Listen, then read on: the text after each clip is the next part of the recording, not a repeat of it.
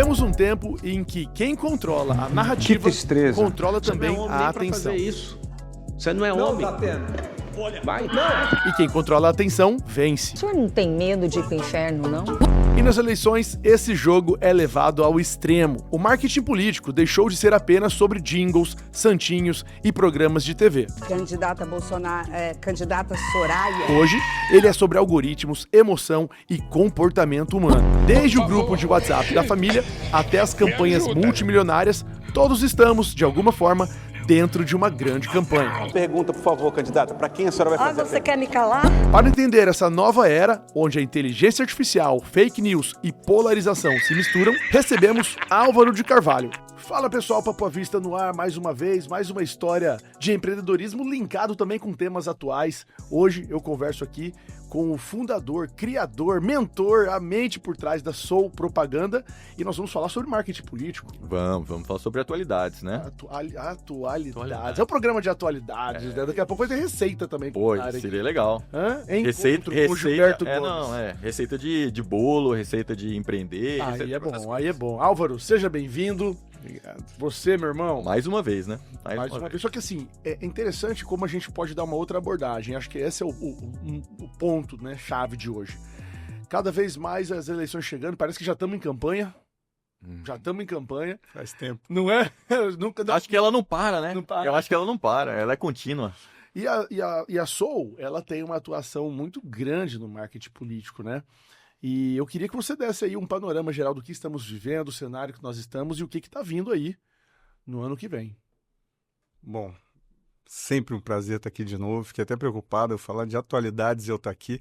Não sei se eu estou tão atual assim, mas a política não sai da vida da gente. A política está o tempo todo permeando. A gente tenta, às vezes, fugir um pouco do tema porque ele ficou maçante e de um tempo para cá ele ficou pesado. Ele voltou a ser pesado, né? Tem esses ciclos, né? E que faz bem para muitos políticos, né? Acaba tirando o foco, de fato, do que precisa. Quer ver há quanto tempo no Brasil a gente não fala de políticas estruturantes, sabe? De uma construção de um Estado? Há quanto tempo a gente não vê um político que fala, que mostra uma visão de Estado, né? E a gente fala hoje de coisas assim, eu não vou dizer banais, mas porque esses assuntos são importantes e eles ajudam a construir as narrativas que vão pautar as próximas eleições e tem muita gente que acha que isso é por acaso, isso não é por acaso, né? Isso é direcionado, mas essa política está ficando cada vez mais dentro novamente dos assuntos da família, do bar e tal.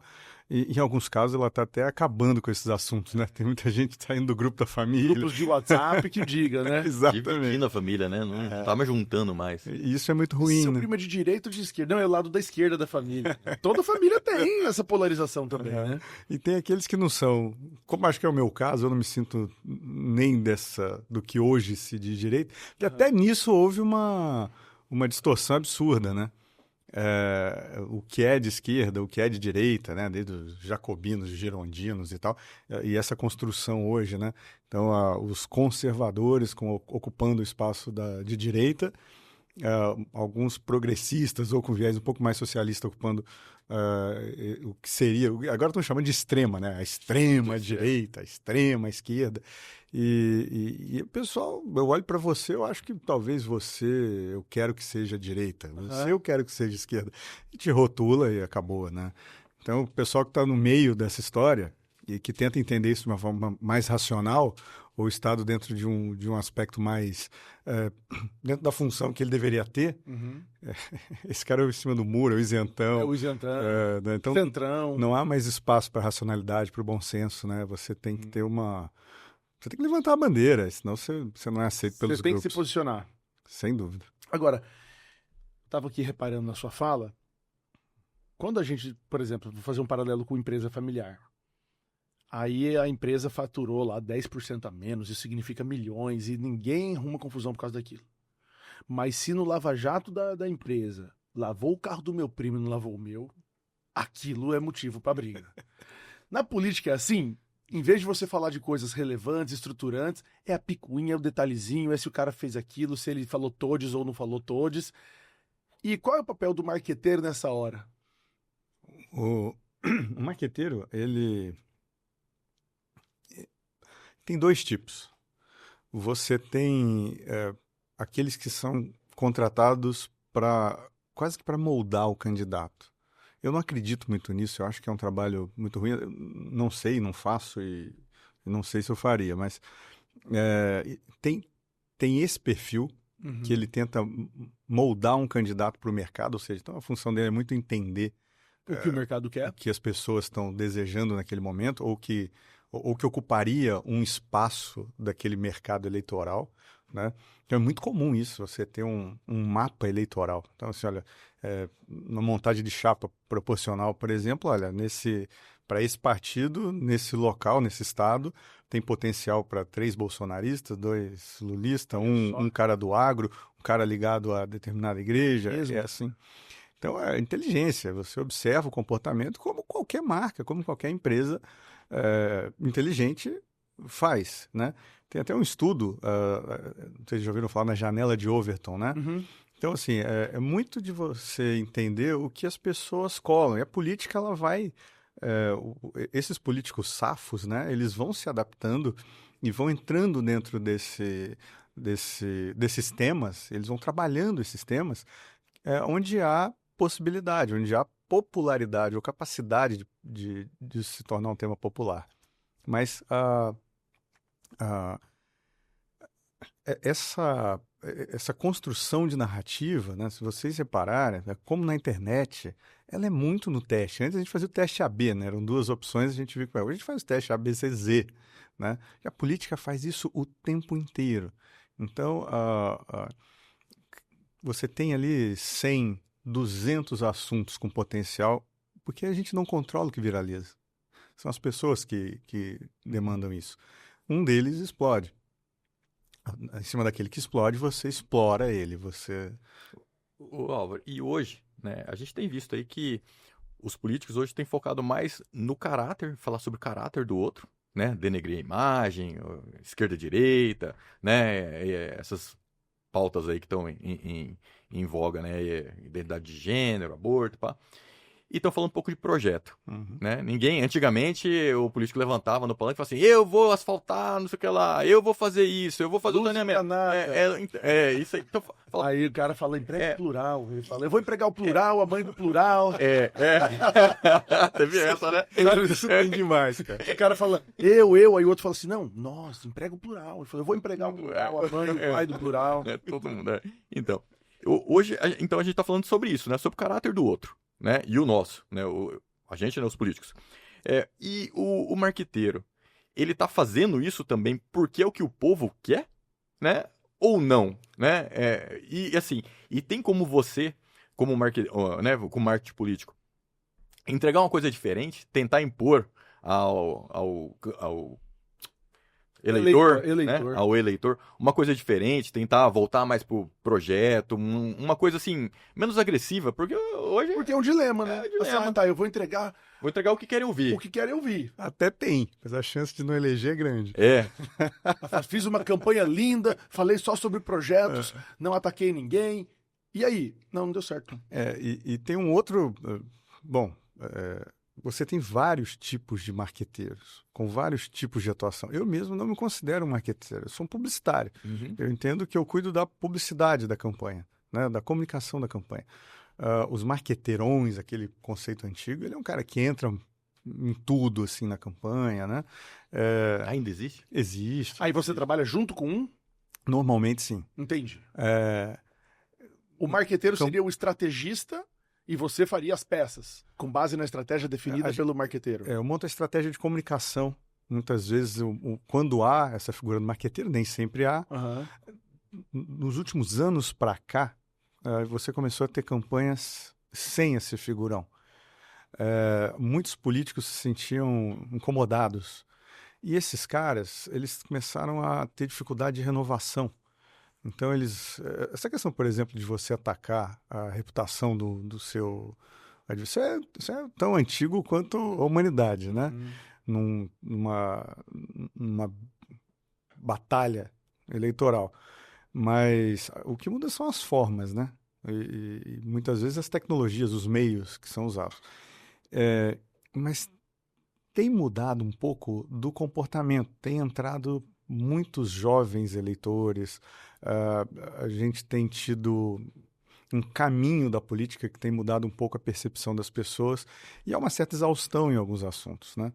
E alguns profissionais, eles insistem em receitas.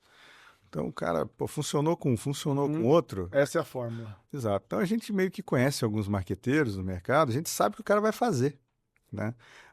A gente do mercado, às vezes começa a ver a comunicação de candidato, a gente sabe quem é o marqueteiro que ele contratou só pelo estilo, né? E eu acho isso muito ruim. Eu acho ruim para o candidato. Começa a deixar ele refém de umas fórmulas. Que a identidade não é dele daí, né? Exato. E não estão funcionando. Então, as últimas eleições, os grandes marqueteirões muito mais perderam do que ganharam. Entendi. Olha só. Em vários mercados. Mas teve uma vez que o Lula... Eu me lembro dessa época que o Lula deu uma repaginada. Eu não sei se foi o Duda Mendonça. É o Paz e Amor, né? E aí, Lulinha Paz e Amor, E né? aí colocou Duda ele, e aí fez a barba dele ficou mais alinhada, terno Ricardo Almeida sob medida. Eu me lembro dessa fase, né? E o vermelho com aquela camiseta, com aquele símbolo, né? Tão Socialismo. ofensivo, deu lugar a uma gravata com um caimento muito bom, mas vermelha. Então, até que ponto uma mudança ela é necessária? Porque convenhamos, deu resultado, né? Ele não Aquela- mudou. Ele não mudou. Ele não mudou. O essencialmente. conceito, né, dele não mudou. As ideias, acho que dele são as mesmas, Uhum. mas repaginar a ponto de ficar mais fácil de deglutir, assim, né? De não engasgar. Não, nesse caso aí, Lula, depois o próprio João Santana, o Lula é um artista, né? Então, assim, facilita muito esse trabalho. Ali também era um entendimento. O Lula era um cara muito forte, ele tinha um discurso muito forte, que até então funcionava talvez para o legislativo, porque ele esticava a corda demais, né? Quando você vai para o executivo, é completamente diferente. O legislativo, até pela própria função dentro de uma democracia, pegar o modelo brasileiro, né? Ali há representação do povo e é importante que haja essa heterogeneidade Uhum. de perfis. O Congresso está ali para isso. Sim. É importante que isso exista lá. É uma amostra É uma amostra do povo. do povo lá dentro, né? Exatamente. Então, se há uma parcela considerável do povo que é radical, tem que haver uma representação assim lá, né? Naturalmente, a gente precisa de leis, freios, contrapesos e tal, mas ali dentro é importante que eles estejam representados. No executivo, não. No executivo, dificilmente não é sempre, mas dificilmente uma pessoa com discursos extremos, o cenário favorece a eleição daquela pessoa. Porque ela governa para todos, né? Exato. Então, se você pegar, vamos trazer Cuiabá, botar dentro da nossa realidade, a última eleição, né? A gente tinha uma candidatura da velha política, vou chamar assim, um monte de políticos apoiando, estrutura de Estado e tal. Tá. E que ela sai na frente, Sim. o discurso de polarização começa a ficar muito forte. Aí a gente tá falando já de Abílio e Lúdio. Exato. Se estica de um lado, qual que é a tendência? Se puxa para o outro. Então, Para compensar. Isso começa a desidratar esse centrão e a eleição se definiu entre os dois extremos. Aí segundo turno. E era muito dividido, não sei se vocês repararam. Então, o que acontece quando a gente tem um cenário desse? Metade da população vai ficar muito insatisfeita. Essa é a primeira certeza que você tem. Você não tem certeza se metade da população vai ficar satisfeita. Mas você tem certeza que metade vai ficar insatisfeita. Isso é certeza. Exato. Então, isso acontece, tem que saber trabalhar, como disse, não pode ter receita. Eu acho que a capacidade do profissional de comunicação ou de marketing político é entender esse momento com uma astúcia, sabe? Tem que ter um mimetismo muito grande e entender hora após hora. Em campanha você não dorme, em campanha você não descansa, em campanha não tem folga. Você tem algumas folgas na pré, mas depois que ela começa, e hoje com 45 dias de campanha é muito curto, né? Então esse trabalho de pré, de aproximação, tudo ele acontece antes, né? Mas essa polarização que a gente vem vivendo, né? muitos políticos que nem têm esse perfil, eles entenderam que tem ali um caminho. Alguns se identificam e aparentam alguma verdade com aquilo. Outros, é esse que a gente está vendo forçando a barra, né? Alguns caras, por exemplo, de direita, tem um adjetivo, né? O melancia, né? Que é o verde por fora, vermelho por dentro. Vermelho por dentro. Aqui nós temos um. Exato. Tô falando. É que aqui tá atrás das câmeras. E tá escuro. E tá escuro. Mas ele é assim. Isso acontece muito. Você tem está muito bem estudada, como eu citei antes na questão da janela de Overton, esses posicionamentos. Por quê? Para o político, na maioria deles, não é uma questão ideológica, né? Vocês conhecem vários, vocês sabem disso, vocês conversam com eles, vocês sabem que eles não têm uma visão de Estado, eles não têm um... É uma questão, às vezes, um plano pessoal ou de conveniência, né? Exatamente. De poder próprio. É muito pela vaidade, às vezes por interesses de grupos, né? Então, o que está dando voto? O cara, ele ocupa aquele espaço. Entendi. Resgatar cachorrinho vai me ajudar. Agora já não é mais isso, é salvar, é abraçar a árvore. O cara vai indo conforme a... Agora, quando é verdadeiro, né, Ju? Você defenderia qual pauta, Não, Ju? então... defenderia. Eu não tô longe disso daí, só quero ficar de camarote comendo pipoca, igual aquele meme do Michael Jackson. Se você fosse um político, qual bandeira você iria abraçar? Cara, eu, assim, a minha visão mais é voltada pro Partido Novo, né? Enfim. Esse tá puxando o saco do convidado. Não, liberalismo, não é. Você não tá é, puxando o saco é. do convidado. Eu talvez seria o isentão hoje, assim, né? Obviamente, a hora que a gente defende uma pauta cristã, porque nós somos, né? O pessoal fala assim, extrema-direita, né? Isso é definido por às vezes por uma frase sua, ou por um apoio, uma pauta que você tem já como um radical de alguma dessas duas, desses polos, né? Então, eu acho que iria para esse lado. Mas eu fiquei curioso, me veio na cabeça aqui agora, que a gente às vezes tem uma visão como eleitor de que em uma determinada eleição, um ato só do candidato definiu a eleição, né? Então, eu tenho como exemplo a do Lula Bolsonaro, a última, né? Que, aquele episódio do Roberto Jefferson, né? Guerreando com a Polícia Federal. Sim. Né? Então, muitas pessoas falam, você definiu a eleição. E aqui o exame do Pablo Marçal. O exame do Pablo Marçal. Vou trazer recente agora a declaração do Eduardo Bolsonaro trazendo para ele a questão da taxação. Isso mexeu brutalmente com as projeções das eleições federais. Então, é verdade? É verdade. Por quê? Porque jogou contra daí. A gente tem, pegando dados da maioria dos institutos de pesquisa sérios do Brasil, você tem aproximadamente 1/3 do país que se autodeclara de esquerda, e a gente tem mais lulistas do que petistas. Assim. O Lula é um nome muito forte, e você tem 1/3 ali que aquele cara se identifica muito com o Bolsonaro. Quem ganha a eleição? Quem convence o terço do meio. Né? Entendi. Esse terço, nos Estados Unidos, por exemplo, chama de swing votes, né? Que é aquele cara que não é nem republicano, nem democrata, mas ele depende do projeto, né? E esse cara é muito sensível. Então, alguns fatos. Então, quais eram as pautas da direita? Por exemplo, o nacionalismo era uma pauta dessa direita bolsonarista, concordo? Sim. Patriotismo, Deus, pátria, bandeira, pátria, né? Família e tal, né? E a esquerda ficou com a pauta dos pobres, né? Ricos contra pobres, quanto mais pobre tiver, guerra de classe e tal. Isso de novo, não é um julgamento, é uma análise simples, qualquer pessoa consegue fazer. E você começa a tentar buscar outras pautas relevantes, né? Que vai dar essa mexida. Pauta de principalmente a pobreza, mas as pautas identitárias, né? As pautas de gênero, o que seriam essas minorias, né? O que se autodenominam minorias, né? Porque há controvérsias, mas então eles ocuparam esses espaços, né? Quando um cara da família desse candidato, né?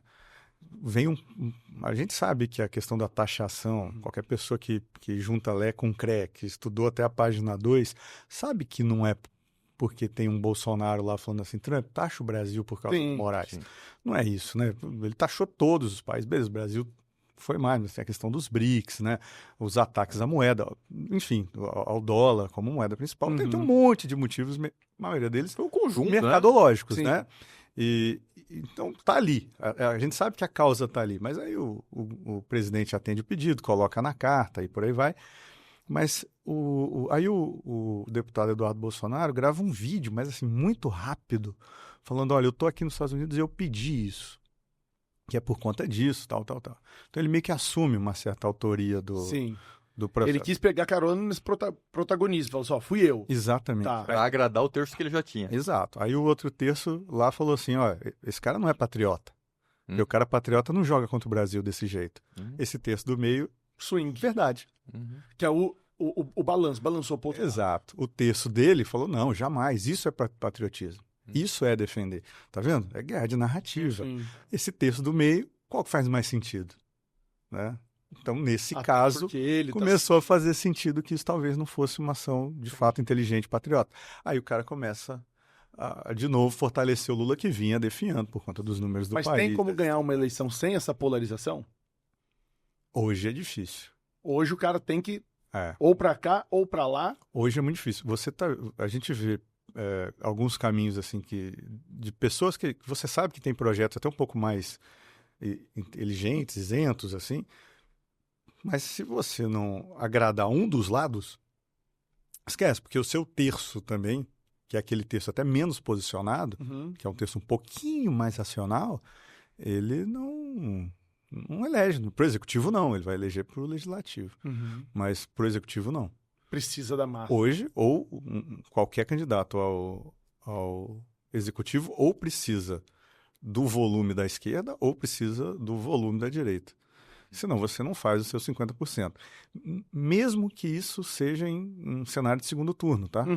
Então, no segundo turno, a tendência desse eleitor que votou no cara de esquerda é ir com quem?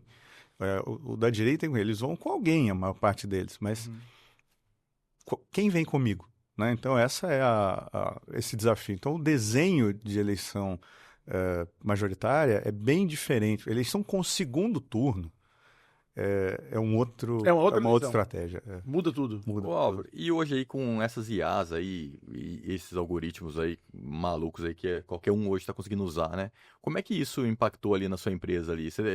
Antigamente você tinha que ter um profissional ali para fazer edição de vídeo, o cara demorava horrores, né? Tinha que ser especializado, tinha que estudar um monte, fazer vários cursos. Hoje o Júlio entra ali no Sora 2 ali e cria um vídeo, né? Para célula. Todos reais, Ju.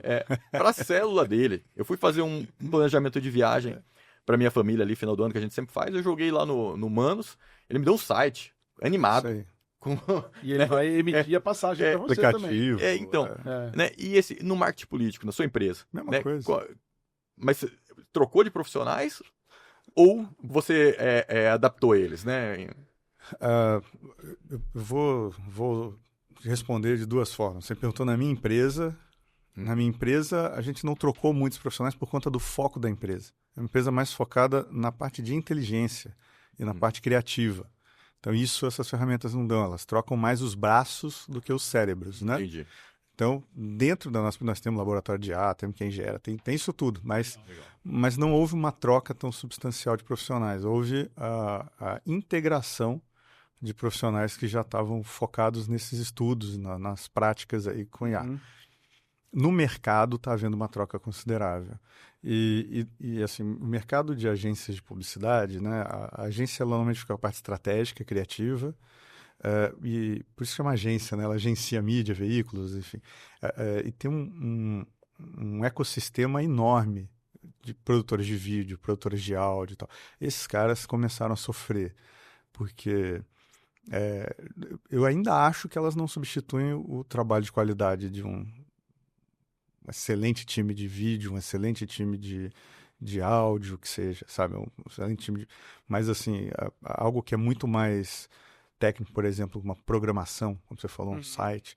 Então, está impactando. Não tem como a gente dizer que não está.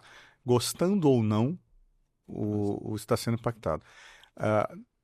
Aonde que está uma grande diferença disso, mas a gente já vem faz tempo. Na última eleição, por exemplo, a gente já usava a IA para análise preditiva de intenção de voto, com movimentações e manifestações dentro dos ambientes digitais. E, cara, impressionante É mesmo? a precisão. Como é que é? Ela vê postagens, ela calcula tudo, ela vê tudo, porque assim, antes, quando eu colocava um profissional estatístico para fazer isso, ela se limitava a a capacidade de absorção de dados dessa pessoa. Essa captação de dados era muito limitada, né? Então, hoje, esses robôs, eles estão praticamente monitorando tudo. Então, você já viu por exemplo, o Instagram te oferece um produto que você conversou com a sua esposa no carro, Claro. de repente aparece? Minhas conversas são todas intencionais. Então. Quando eu quero ganhar alguma coisa, ela vai tomar banho, eu pego o celular e fico falando. Relógio, tudo que eu quero, pra aparecer anúncio pra ela. Então, Júlio, mas assim, a Meta jura de pé junto que não grava o que a gente fala. Eu juro de pé junto que gravo. E ó, Meta, pode continuar gravando, porque eu gosto, cara. Os anúncios É são só coincidência. Mas a resposta que ela dá para isso faz muito sentido, e quem estuda um pouco desse ambiente sabe que faz. Que a gente consegue prever um comportamento de uma pessoa com os limites, né? Não estou falando dentro daquele âmbito de consumo, comparando os hábitos dela com praticamente todo mundo que tem esse perfil e comprou. Então, assim, todo mundo que tem esse perfil e comprou quando aconteceu isso. Eu estou dizendo aqui de uma forma muito simplória. Mas quando a gente fala de um algoritmo de inteligência artificial, ele está analisando uma quantidade de variáveis de comportamento numa minúcia assim, absurda. Mas Eu boto fé. aí que vem, né? Tá. Ela não é enganada porque o comportamento de várias pessoas ali dentro das redes sociais não é o comportamento dela no mundo real. Sabe? Porque assim, ó, o teu comportamento de post, ok, mas é muito fácil eu saber o que você está postando. Tô falando de uma ferramenta de IA que está colhendo informações, né? Na verdade, assim, a IA, ela está cruzando isso, né? Ela está aprendendo com isso. E, naturalmente, ela vai aprender até mais rápido do que nós, que você está se enganando. Então, ela sabe o que você compra, ela sabe onde você vai, né? Entendi. Então, não adianta você... Eu acho que é mais fácil que nós nos enganemos do que a gente conseguir enganar Então, uma plataforma eu tenho dessa. uma pergunta. Uma coisa é o algoritmo responder a um comportamento que eu já tenho. E aí, no caso, ele está encaixando um produto, encaixando um anúncio com base no comportamento que eu já tenho. Mas é possível o algoritmo moldar o meu comportamento? É o contrário. É com base nas postagens que ele me mostra, com base no que ele quer fazer com que eu tenha aquela visão de mundo. Vamos dar um possível. exemplo prático. Você tá fingindo que é um cara bem sucedido e rico nas redes sociais. Então você tá postando. A gente teve um conhecido que fazia isso. O cara tá postando foto de avião. A maioria faz isso. Não. Mas é que era bem conhecido, né? Então o cara tá lá, né, mostrando uma vida de riqueza, de bilionário. Só que ele tá comprando produto ali, ou site chinês falsificado, ou comprando da Renner, né? Enfim, dessas coisas assim. Então, na verdade, ele não vai oferecer uma bolsa da Gucci original pro cara comprar. Exato. Né? Então, porra, né? Beleza. Mas aí, calma aí. Fácil Aí- perceber o perfil de compra dele. Sim, porque ele cruza a informação. O cara saiu dali, abriu uma outra Irmão, aba tá gastando um cartão que não condiz aí com esse avião aí. com esse padrão. Aí, mas tá. É fácil enganar a gente que segue ele, Uhum. né? Não. O público que segue tá. ele. Mas não a inteligência, o algoritmo. É quase impossível. Porque ela tá cruzando Certo. muitas outras referências. É Falando, quase não, impossível. eu tenho acesso até a coisas que não são vistas, né? Júlio, e tem uma coisa assim, ela não precisa nem ter acesso a dados sigilosos para saber, por exemplo, qual é o teu hábito de gasto. Ela não precisa saber do teu cartão de crédito. Não precisa fazer o que quer, quebrar o seu sigilo Não bancário. precisa. Essa comparação de perfis, ela trabalha com comparação. A gente também. Só que a gente usa pouquíssimas variáveis nessa análise. Ela usa bilhões, Sim, trilhões. instantaneamente. Então, uma vez, eu e o Ju, a gente visitou Vou te dar um exemplo. Ó, Lembra? você sabe quantas letras de DNA tem dentro de 1 grão de soja? Não sei, Que cara. ideia. Aproximadamente 1 bilhão e 100 milhões de letras de DNA Você que tem tá no grão de soja. Num grão. A gente, como ser humano, a gente nunca ia conseguir mapear isso. Tô falando nenhum, né? Há muito tempo a gente modifica eles, né? Uhum. Para que eles fiquem mais resistentes, que eles fiquem mais, Caramba. né? Com mais proteína e por aí vai. Mas, hoje com a inteligência artificial e com a computação quântica que a gente está almejando chegar, com a junção disso, essa alta capacidade de software, né? Esse autoaprendizado e a capacidade de processamento, que é onde está o nosso gargalo hoje, né?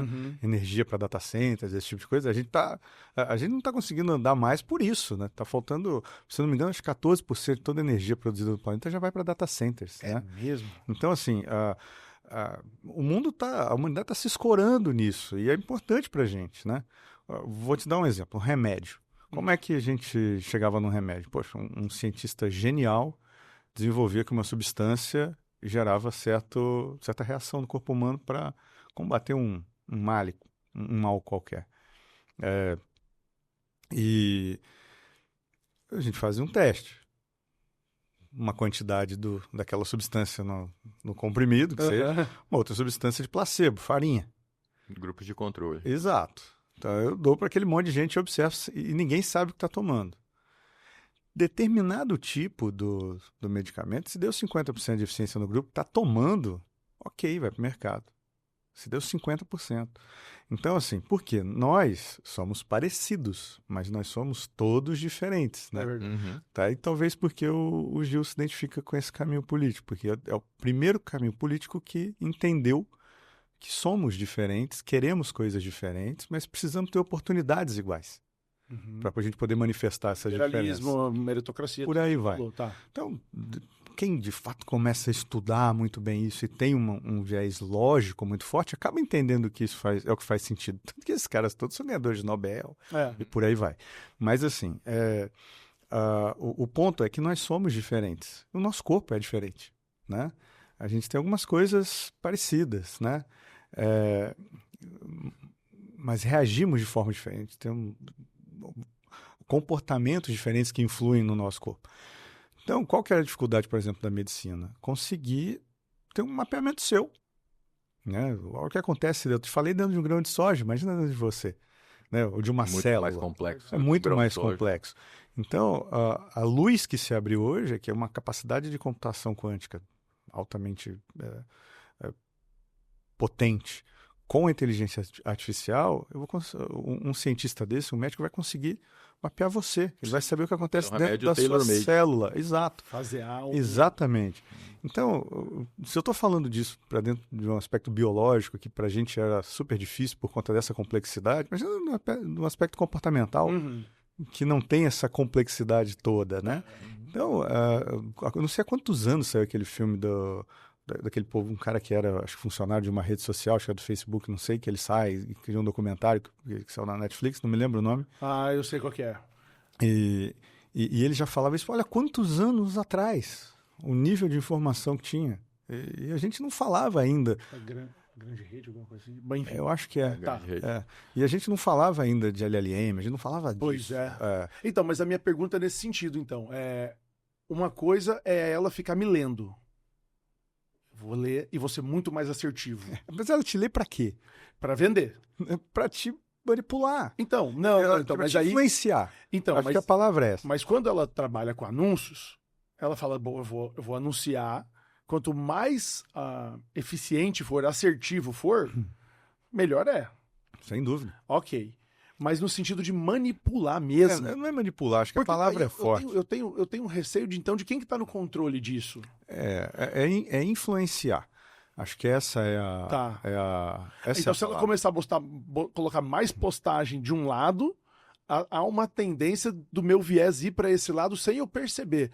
Porque a minha visão de mundo, o feed que eu rolo, as coisas que eu consumo, elas vão me apresentar muito mais essa visão de mundo. Sem dúvida.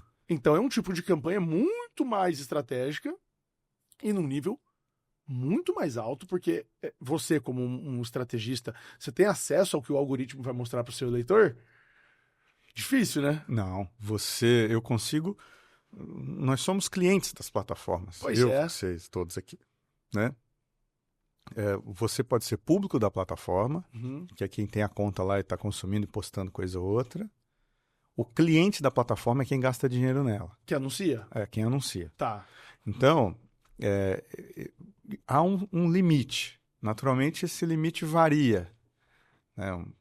Um pequeno anunciante que entra ali, ele não tem ainda acesso a todas as ferramentas possíveis, a tudo que uma plataforma dessa oferece.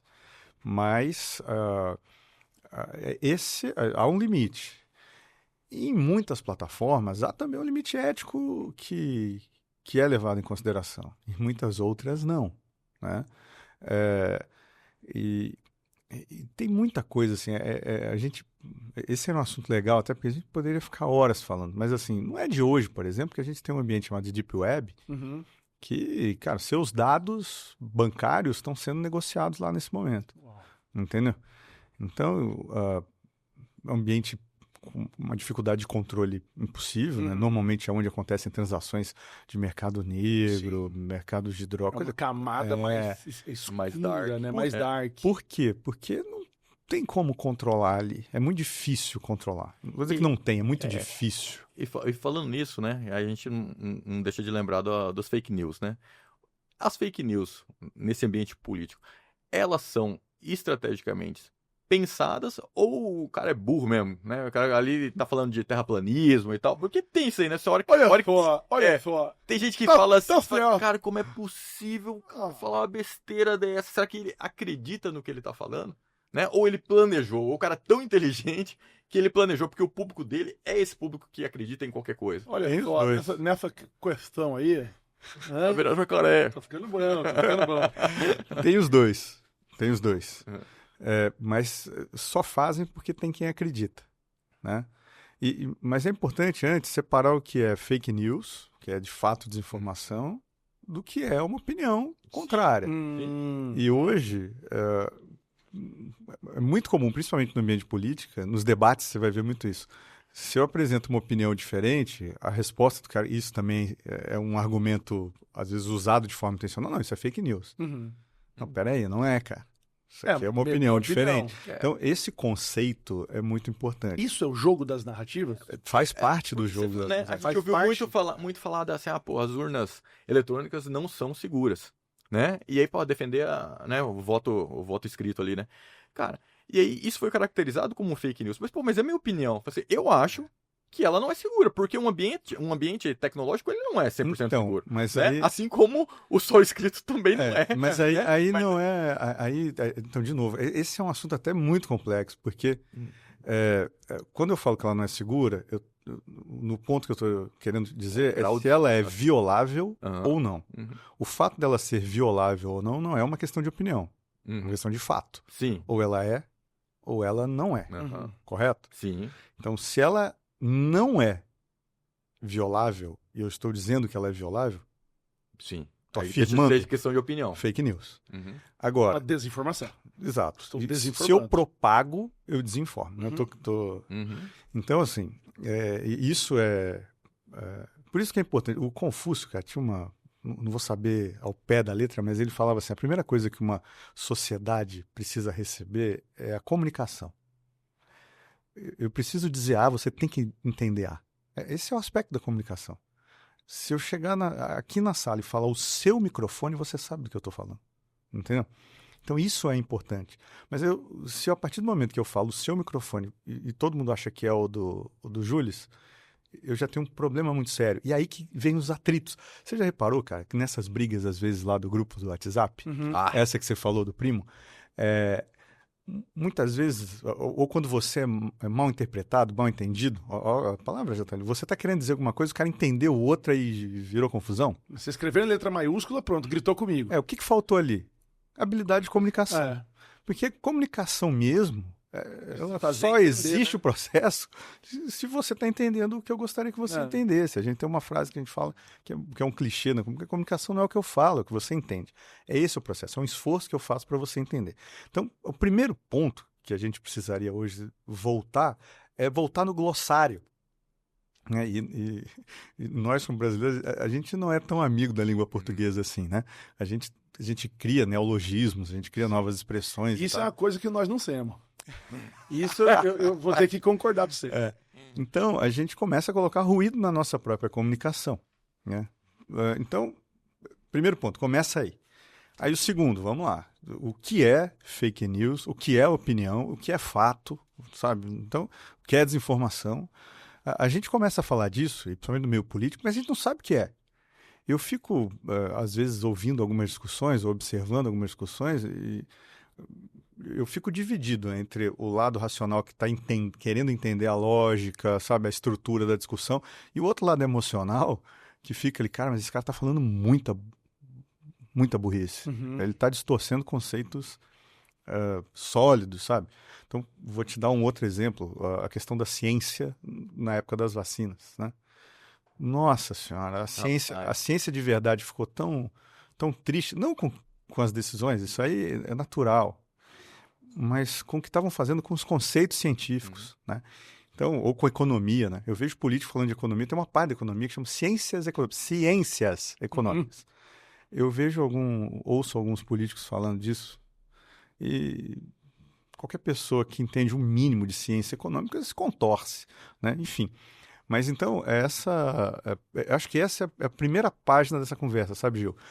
É a gente entender a semântica. Então, eu tenho um projeto, então.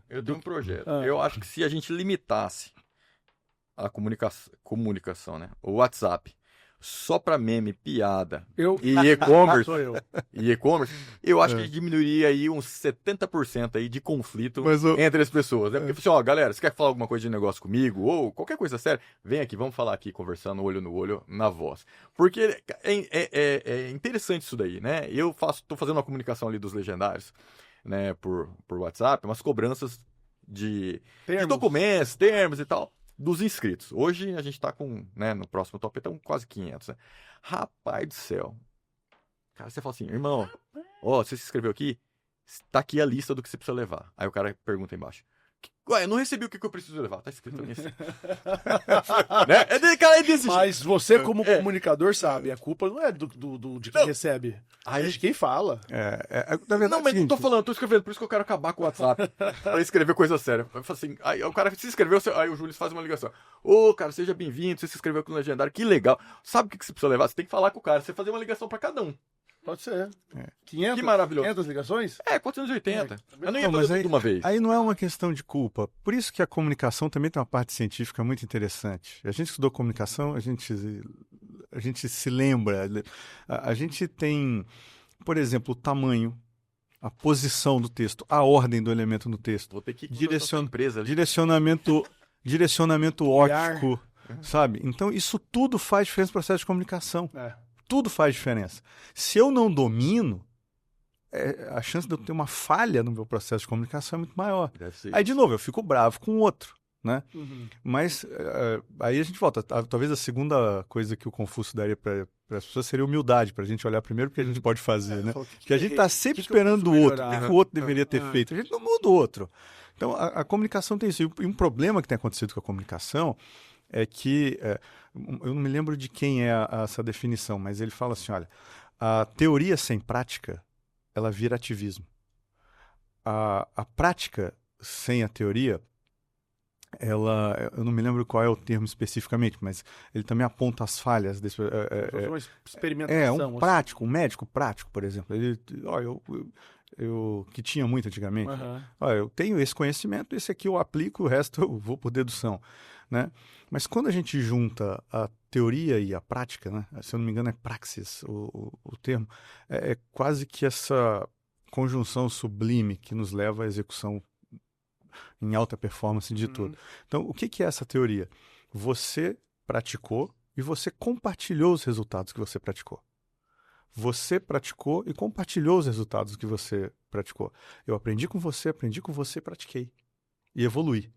Então, eu não precisei viver o que você viveu aquele tempo todo para chegar naquela conclusão. Então, a teoria, quando bem aplicada, ela é uma aceleração gigante do processo de aprendizado, né?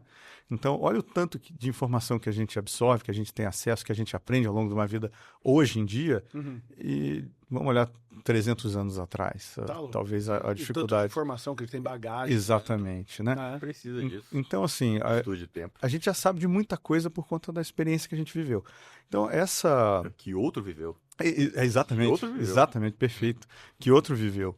Então, e a gente não comete os mesmos erros, né? Quer dizer, não deveria cometer. Mas talvez com menos frequência. Mas no processo de comunicação é a mesma coisa, né? Então, a gente tem muitas obras, é importante a gente estar sempre lendo, absorvendo, principalmente pessoas que trabalham como eu, mas o problema é que a comunicação, como eu dizia antes, hoje tem muito prático. E aí o cara começou a mexer com o Facebook, hoje qualquer um faz, as ferramentas são feitas para isso. Aí olha agora o que você disse antes, eu entro lá e eu gero um vídeo no Sora. Beleza, ela te ajuda muito, ela produz para você.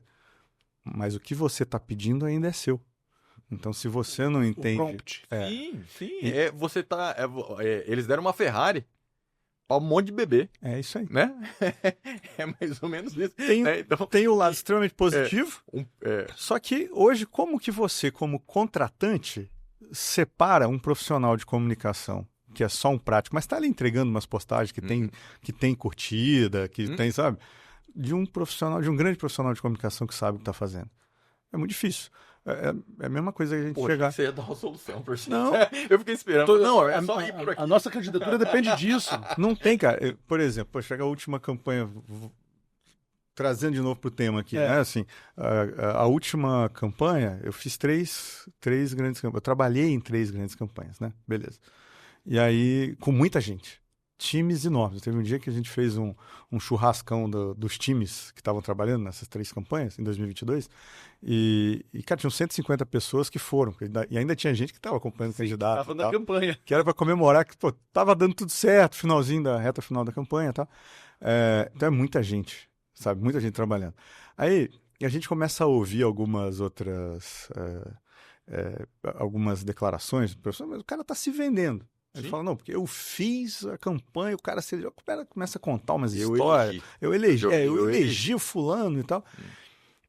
Cara, sendo que normalmente a estrela de uma campanha é o candidato, sabe? Se o candidato não tem aquele brilho, esse cara não se elege 2, 3, 4 vezes. E às vezes muda o time que está elegendo ele. Agora entra numa questão que eu quero fazer. Eu sou um cara, assim, que eu não sou motivado por proposta, direita, esquerda, nada. Eu sou motivado por memes. Então, o cara que fez as melhores figurinhas ganha meu voto. A brincadeira, para falar o seguinte, o político virou um influenciador e o eleitor virou um seguidor, um fã. E aí, como tal, você tem o seu time do coração, sua banda favorita, você tem o seu político favorito, compartilha conteúdo dele e tal. E sendo assim, ele é um influenciador realmente. Ele fala, não, eu tenho que influenciar, eu tenho que fazer vídeos com gancho, com impacto e tal. Tal qual um influenciador. Sim. Então a resposta já é essa. Ou não. Ele sempre foi. Sempre foi. Só Político mudou. sempre foi influenciador. Ele fazia isso no palanque. Entendi. Então, quem fazia isso melhor em cima do palanque, quem fazia melhor na rua, gastando sola de sapato, de novo, mudou o que você falou, mudou a ferramenta, mudou o meio. Né? Hoje tem um meio com maior potencial. Agora, eu quero votar, por exemplo, no prefeito Sorocaba. Eu lembro uma parte aqui. Manga. Tem uma curiosidade, porque o político, a maioria deles não tem projeto, ele quer se eleger. Né? Ponto. Ele quer o mandato. A hora que eu estiver lá, eu vejo. E aí, eles copiam.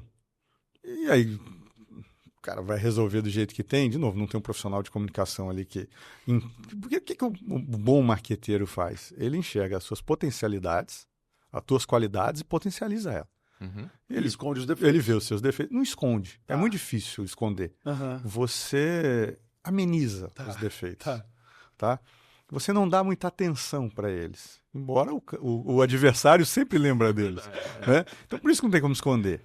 Mas, então, como eu falei, é um trabalho tailor-made, assim. Você tem que estudar o cara. A gente acabou de falar que todo mundo é diferente. E muda o tempo todo. Então, para da direita tem que fazer assim, para da esquerda tem que fazer assim, pro isentão tem que fazer assim. Você é um cara desequilibrado. Tenta lá no debate se controlar. É possível, cara. Combinado. É só começar e falar, cara, você é desequilibrado. Cara, eu já tive candidato, pensei, eu sempre me envolvi com política. Eu gosto do assunto, eu acho importante. Eu sei o quanto a gente sofre pela política e a gente ficar longe disso é muito ruim para o povo, né? O povo como um todo, eu estou falando de rico, pobre, todo mundo é vítima da política. Você pega aqui no Brasil hoje, a gente é triturado pelo resultado da política.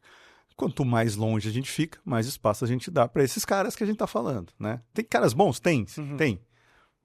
Mas hoje é um ambiente tomado. Hoje a gente tem crime organizado, estruturado na política.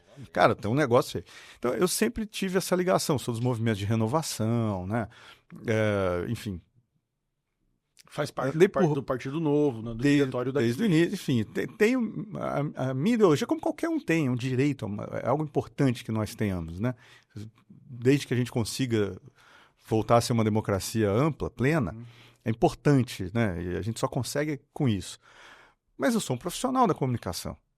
Então eu já fiz campanha para que hoje chamam de extrema-direita, de extrema-esquerda, já fiz campanha para políticos que foram presos. É o meu trabalho. Você tem uma grande decepção, assim, com alguém? Eu várias. Música de trilha emotiva. Várias. E é natural, mas ali eu sou um profissional, eu tenho que entregar o melhor, né? Então é como um advogado, a gente precisa entender o direito à ampla defesa. Sim. Né? E o direito à liberdade de expressão, que não é para ser relativizado do jeito que está sendo, não, sabe? Total. Então, eu não posso, eu tenho que nortear a minha comunicação pela capacidade de entendimento das pessoas. Eu não posso limitar a minha comunicação. Então, isso é importante. Agora, então, como eu sempre estive dentro, eu vivi e vivo, às vezes, um dilema, porque eu já fiz campanhas, boas campanhas vitoriosas, para candidatos em que eu não concordava com uma vírgula do que ele falava. Né? E precisava trabalhar. Hoje, eu tenho uma condição de poder escolher um pouco mais, sabe? Então, embora eu tenha amizade, eu acho que a boa política se faz dialogando, sabe? Conversando e tal.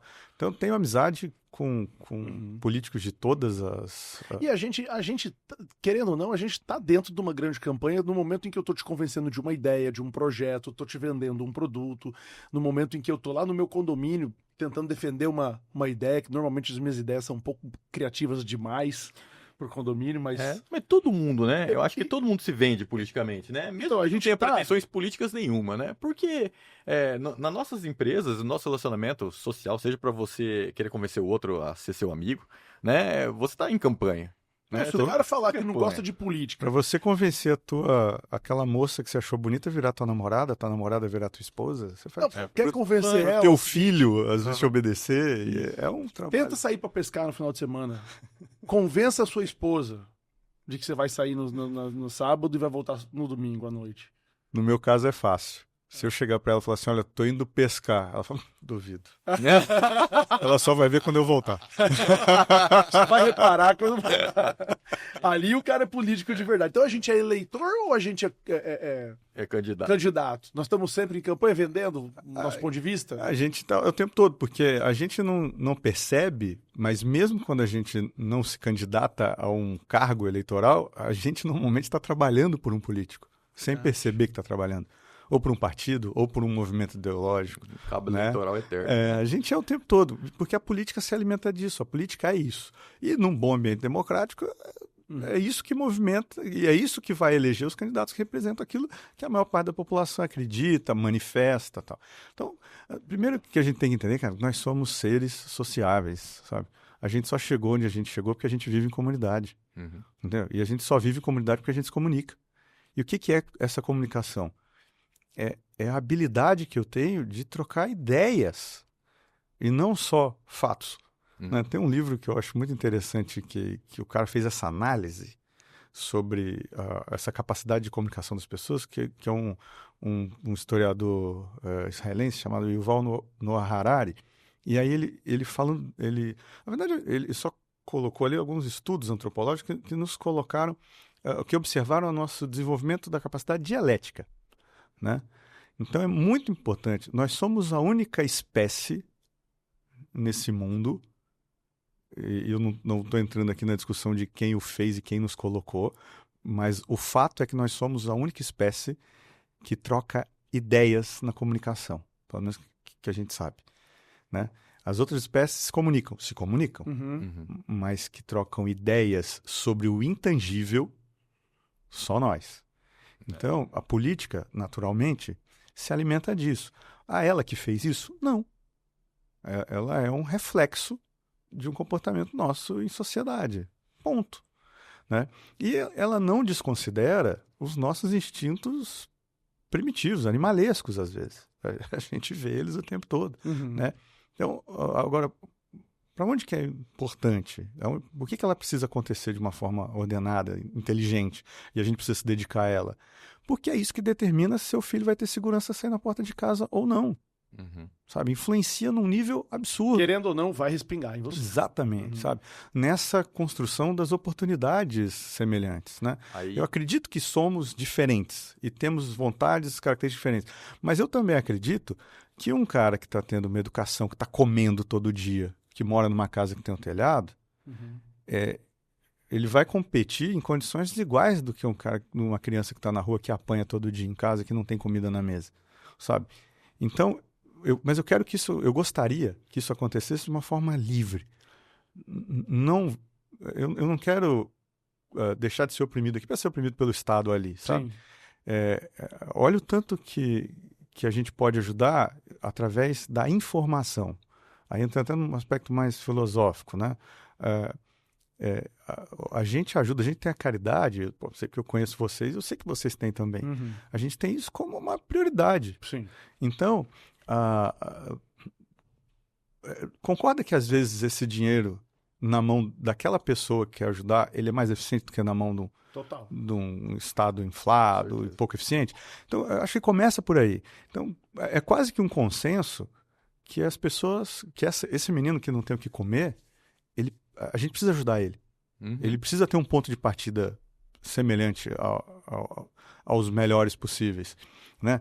Lá na frente, se ele quiser tomar outros caminhos, aí é com ele. Mas ele teve a condição. Ele teve a oportunidade. Precisa equilibrar. Igualdade entre os desiguais. Nas oportunidades. É isso aí. Então, aí que a gente começa a entender. E a política vai se... Por isso que eu não entendo, cara. Eu não consigo entender quem vota nulo ou quem vota em branco.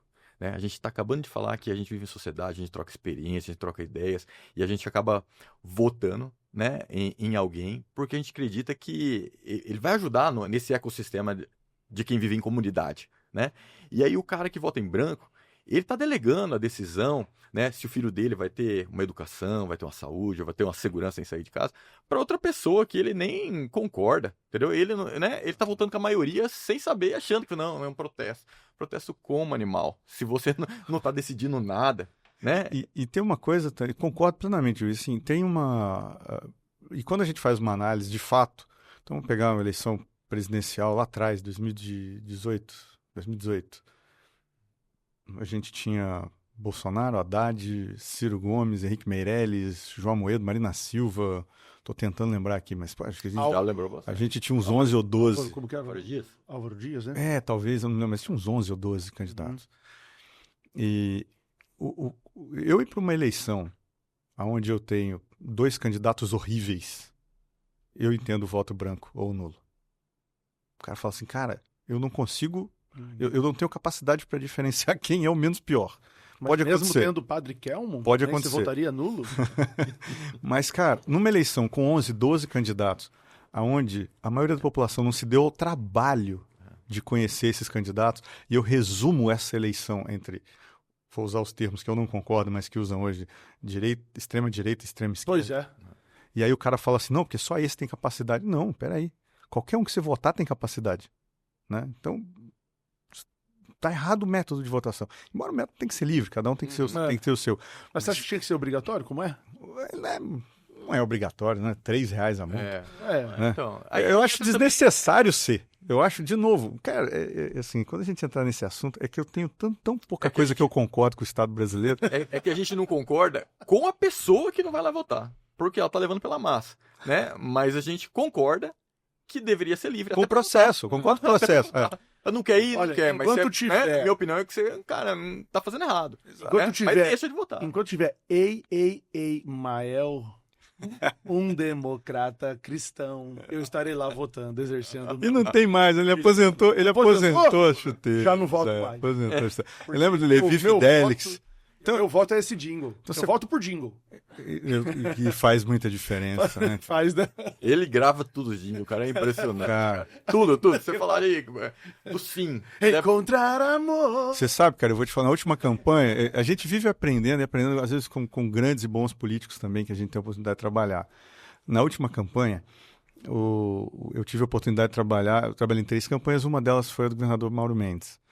E aí, tinha um jingle muito maravilhoso, a campanha bacana, tal. Aí chegou uma hora da campanha que a parte informativa ela tinha sido cumprida isso normalmente acontece. E aí a gente vai pro número, que as pessoas votam no número, né? Não votam na pessoa. Né?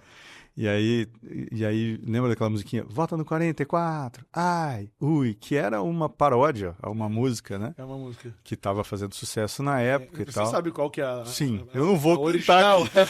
Eu não vou cantar aqui. Mas que aparece à noite. Essa daí. Tem que aparecer à noite. Essa daí. E essa, eu posso, o convidado não pode. Essa música viralizou e ela virou o jingle do Vota no 44. E aí, eu já sabia disso de uma forma assim, mas não tinha colocado atenção. Eu me lembro, assim como o Júlio, eu me lembro dos jingles de candidato a prefeito na minha cidade quando eu era criança. Boa. Aí o Mauro chega um dia e fala assim, cara, acho que a campanha agora chegou num nível bacana. Aí eu falei, por quê, governador? Aí ele falou assim, porque as crianças estão cantando. Olha só. E ele na rua, né, ele sentia isso. E aí ele falou assim, Álvaro, quando as crianças entram na campanha, gostam da campanha, porque a campanha é feita para todo mundo, não tem como controlar, passa na TV aberta, né? Ele fala, é sinal que a campanha emociona, que a campanha... Aquilo me marcou, e eu fiquei depois refletindo muito sobre isso, a força de um bom jingle, quando chega em todo mundo, e quando chega na criança, eu vou dar um outro exemplo que não é sabe a propaganda da Shopee? Uhum. Essa do Latrell. Tem com o Latrell, que é o tem a musiquinha com o Latrell. Tem um filho de 8 anos, né? Aí tá meu filho e os amiguinhos dele esses dias cantando a propaganda da Shopee, cara. E meu filho não assiste tanta TV aberta, sabe? Então, circula o meio. O que é bom é bom. E assim, o que é bom a inteligência artificial ainda não faz tão bem. Ajuda. Aí você viu que no final ele fez uma narração até com o que a gente...